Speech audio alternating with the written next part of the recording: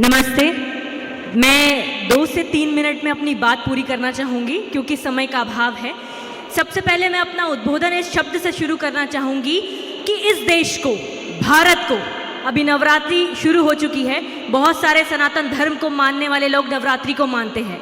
ये भारत है और आज की इस परिस्थिति में आपको वर्तमान समय में भारत की स्थिति पता ही है। ज़्यादा डीप में मैं बात नहीं करूँगी क्योंकि मैं ज़मीनी स्तर पर काम करती हूँ। कई सारे बलात्कार पीड़ितों, लव जिहाद पीड़ितों और उनके लिए हमने काम किया है।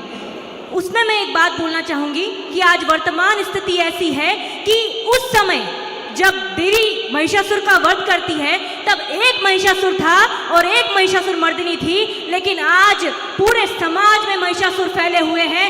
इस समाज में फैले महिषासुर का वध करने के लिए हर बेटी को महिषासुर मर्दिनी बनना पड़ेगा, हर बेटी को शक्ति और चंडी का अवतार बनना पड़ेगा। मैं आपको बस इतना कहना चाहूँगी कि बड़ा दुख होता है ये देखकर जब हम किसी बच्ची की काउंसलिंग करने जाते हैं तो एक भोगी, भक्षक, वहसी आदमी उनके शरीर को नोच नोच कर उनके शरीर के जो हालत कर देता है ना, यदि आप मिलेंगे तो आप समझेंगे, आप उनकी पीड़ा सुनेंगे तो आपको ज्ञात होगा कि इस समाज में नारियों के साथ क्या से क्या स्थिति हो गई है।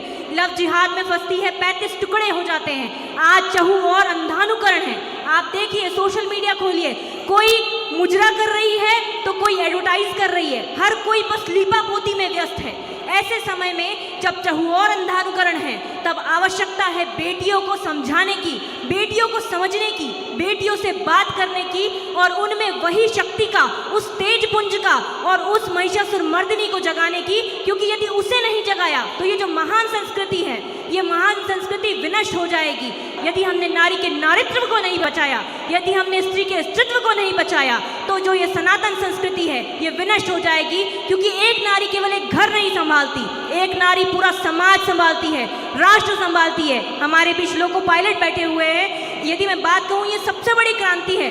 सोशल मीडिया पर बहुत सारे मीम्स बनते हैं लड़कियों पर कि लड़कियां गाड़ी नहीं चला सकती, लड़कियां क्या करें, साइकिल नहीं चला सकती और बहुत भलती भलती प्रकार की चीज़ें चलती है। लेकिन यहाँ सबसे बड़ी क्रांति का प्रतिरूप हमारे आगे बैठी है लोको पायलट। तो लड़कियां जो चाहे वो कर सकती है, बस आवश्यकता है माता पिता के, समाज के समर्थन की।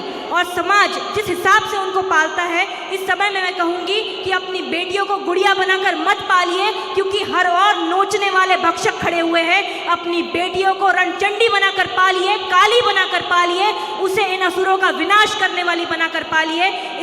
इतने शब्दों के साथ मैं अपनी वाणी को विराम देना चाहूँगी। धन्यवाद। बहुत बहुत धन्यवाद बेटा।